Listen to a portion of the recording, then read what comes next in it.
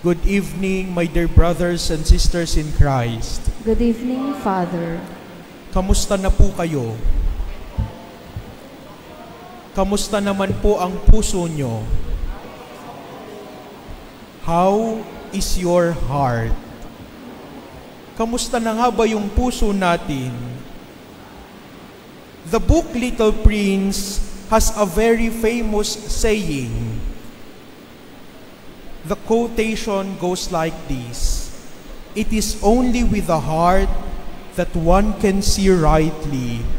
What is essential is invisible to the eye." It is only with the heart that one can see rightly. What is essential is invisible to the eye. Mga minamahal na kapatid, minsan maraming bagay sa mundong ito na hindi nakikita ng ating mata pero nararamdaman ng puso. Maraming mga bagay na hindi nakukuhanan ng kamera pero naaalala ng ating puso. That is why we need to ask ourselves, how is my heart? Kamusta na nga ba ang puso ko ngayon? In our gospel, Jesus responds by pointing out that they focus on external rituals but neglect what is essential. And what is that? The state of the heart. Kamusta na nga ba yung puso natin? Ano nga bang estado ng ating puso ngayon? Baka yung ibang puso na nandito, sugatan. Baka yung ibang puso dito, broken. Baka yung ibang puso na nandito, kaya pumunta sa banal na misa kasi hopeless na. How is your heart?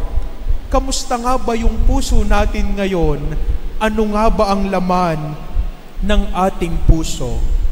The state of the hearts, our thoughts, motives, and desires matters deeply to God. Hindi tinitingnan ng Diyos yung panlabas nating itsura, pero ang tinitingnan ng Diyos ay yung laman ng ating puso. Kaya meron pong isang napakagandang kasabihan sa wikang Latin nang sinasabi ay ex abundancia cordis os loquitur. Ex abundancia cordis os loquitur. Ano pong ibig sabihin nito? Hindi ko rin po alam, nabasa ko lang. Pero ano pong ibig sabihin nito? Ex abundancia cordis os loquitur. From the abundance of the heart, the mouth speaks.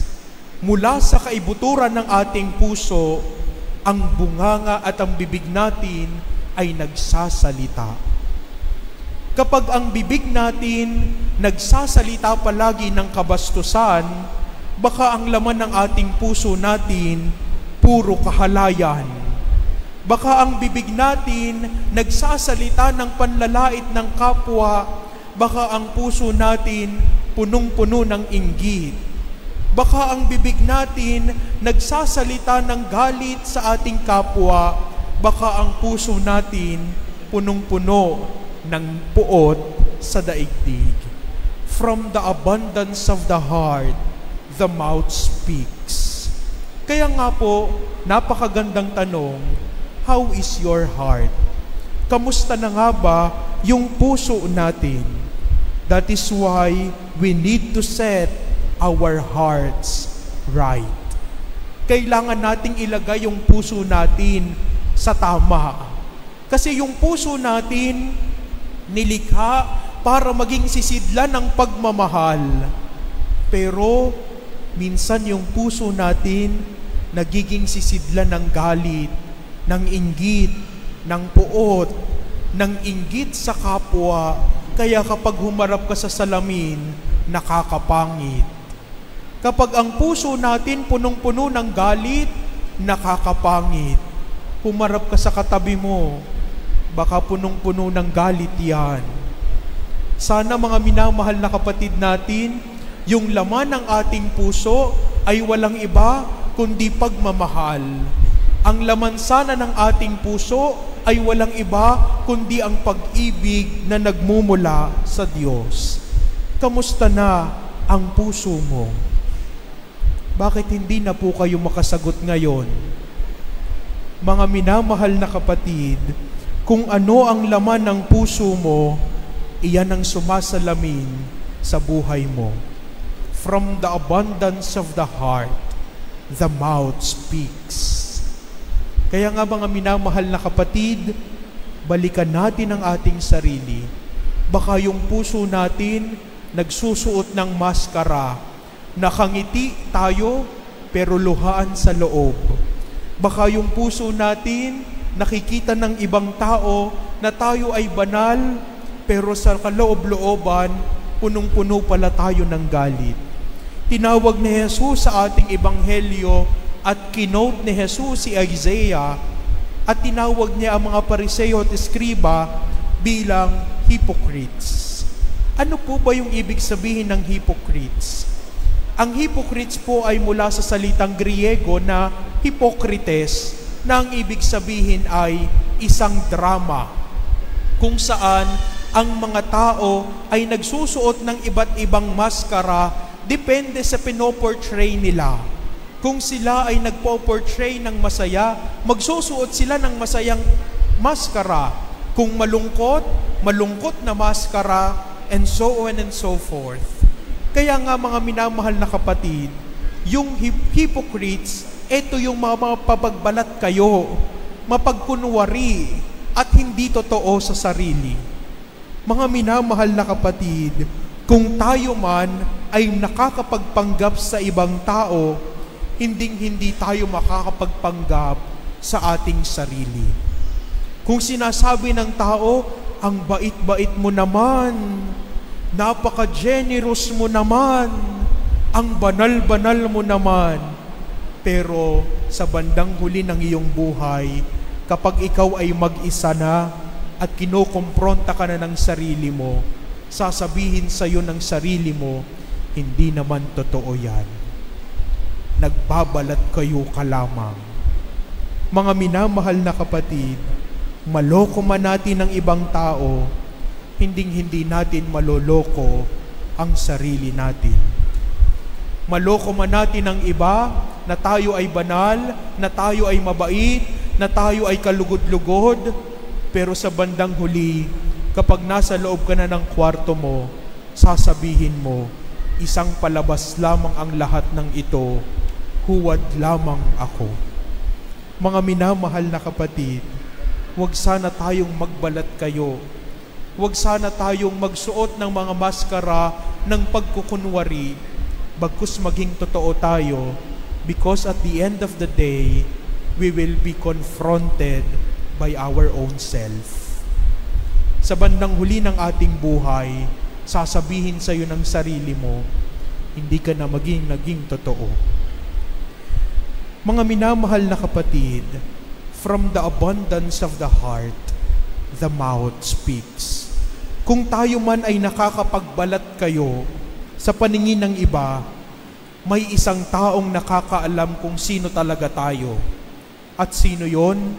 Walang iba, kundi ang sarili mo. Walang iba, kundi ikaw mismo. Walang iba, kundi ikaw na kokomprontahin ka sa katahimikan ng iyong puso. Sa harap ng ating Panginoon, makikita natin kung sino talaga tayo. Sa harap ng ating Diyos, wala tayong maitatago. Sa harap ng ating Panginoon, wala tayong masasabing at wala tayong maipagmamalaki at napagbabalat kayo. Sa bandang huli ng ating buhay, tayo lang din ang makakakilala sa ating sarili dahil alam natin ang kasaysayan ng ating kasalanan. Kaya tigil-tigilan natin ang pagkukunwari, ang pagbabalat kayo, dahil ang gusto ng Panginoon, isang sinserong puso, pusong marunong magpatawad, pusong mapagkumbaba, pusong tumitingin sa kasalanan niya at hindi sa kasalanan ng iba. The gospel of today reminds us, from the abundance of the heart, the mouth speaks. Offer to God our genuine hearts, a heart that is faithful, a heart that is pure, a heart that is humble, generous, forgiving, honest, contented, and most of all, a heart that is full of love and sincerity. At the end of the day, fill your heart with God and let His grace move you to love and become a better person God wants you to be. Mga minamahal na kapatid, kamusta na ang puso mo? Sana ang laman ng puso natin si Kristo, upang ang lumabas sa ating bibig ay ang salita ng pagmamahal, upang ang lumabas sa ating bibig ay ang mga wika ng pag-asa, upang ang lumabas sa ating bibig ay mga pagmamahal na marunong magpatawad, magpakumbaba, dahil alam natin na ang laman ng ating puso ay walang iba kundi si Jesus. How is your heart? Sana makita natin ang maliit na tinig ng Diyos na nagsasalita sa ating puso, na nagsasabi sa iyong, mahal na mahal kita. Sa gabing ito, tumahimik tayo sumandali, kausapin natin ang Diyos na nagmamahal sa atin ng lubos, at tanungin natin ang ating sarili, ano nga ba ang aking pagbabalat kayo? From the abundance of the heart, the mouth speaks.